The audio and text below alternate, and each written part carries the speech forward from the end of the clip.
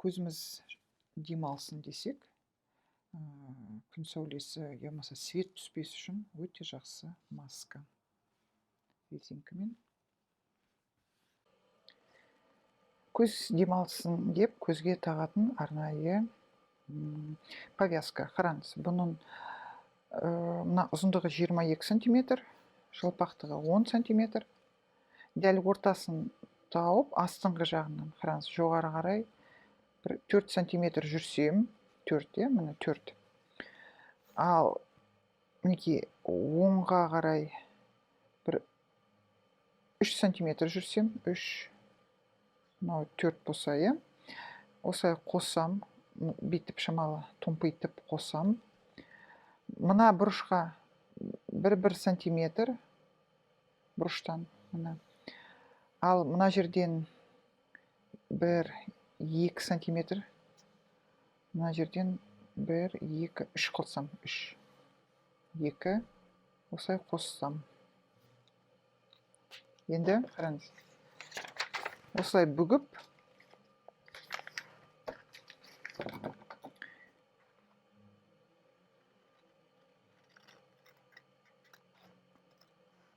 мына үшкір бұрыштарын осылай алып тастасам,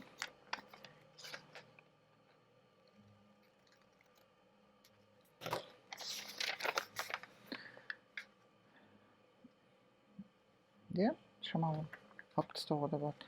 Енді мына жерді ойлап тұрмын, бұл жерді қалай тігеміз? Бұл жерді тігу бізге жеңілдірек болу үшін былай істеуге болады.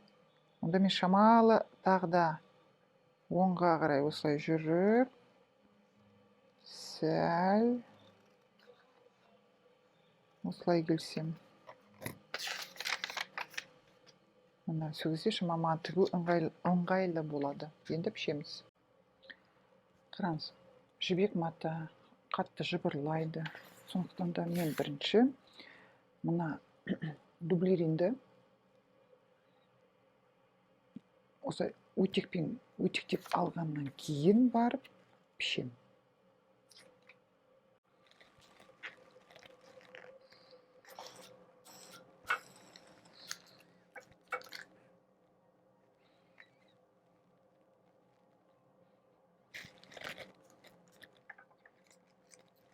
Дублеринді өтектегенде, қараңыз, осылай парды басам, пресстеймін. Бүйтіп өтекпен әрі қарай жүрмеймін. Осылай бірінші басып.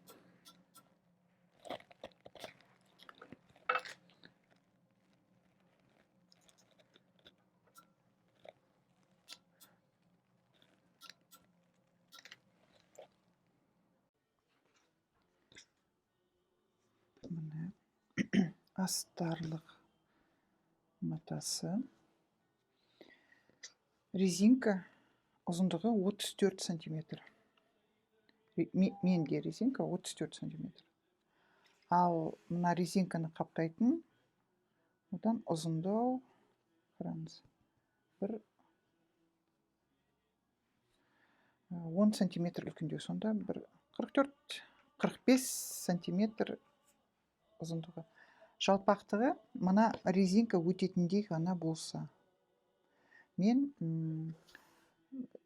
жаңағы бұны әлі булавкамен өткіздірем ғой, тереуішпен. Сондықтан да сол тереуіштің басы өтетіндей қылып, сондай жалпақтық алдым.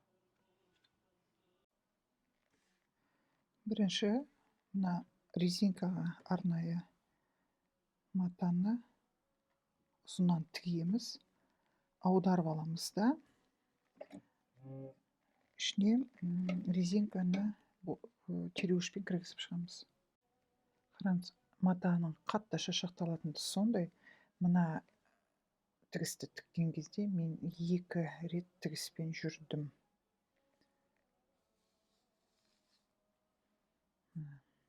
Сондықтан да матаны көп тарта бермей, тіккеннен кейін бірден аударып алған дұрыс. Енді резинканы ішіне кіргізіп шығамыз.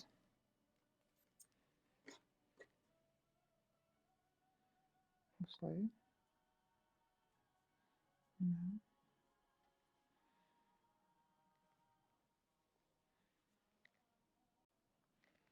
Мына. Мына шеті шықты ғой. Осыны бірден машинамен тігіп жүрген дұрыс, ішіне кіріп кетпей тұрғанда.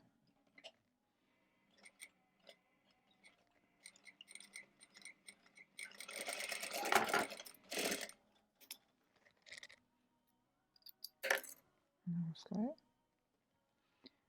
Енді екінші жағын да шығарып, дәл солай машинамен тігіп жүреміз. Мына екі резинка дайын. Осы екі резинканы енді мына осылай булавкамен қыстырып аламыз екі шетіне.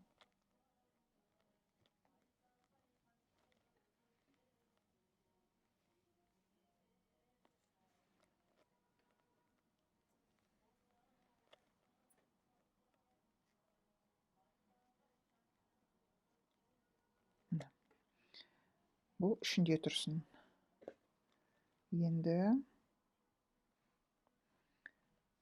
мен айналдыра тігемін де, осы жерге кішкентай ғана тікпей, бұны аударып шығарып алу үшін орын қалдырамын. Осылай.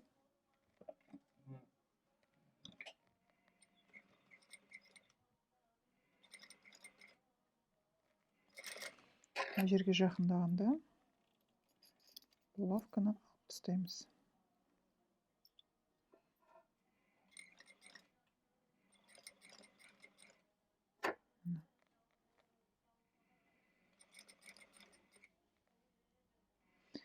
Алдын ала көктеп алуыңызға болады, егер де сізге ыңғайлы болса. Бұрыннан тігіп жүрген болсаңыз, икем бар болса, бірден тіге беруге де болады.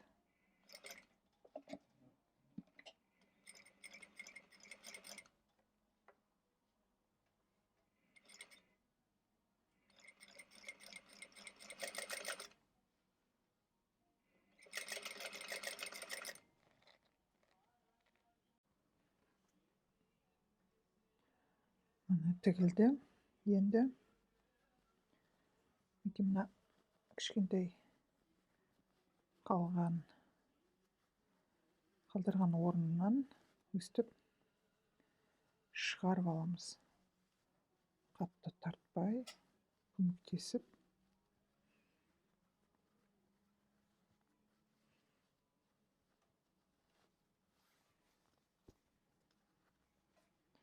Енді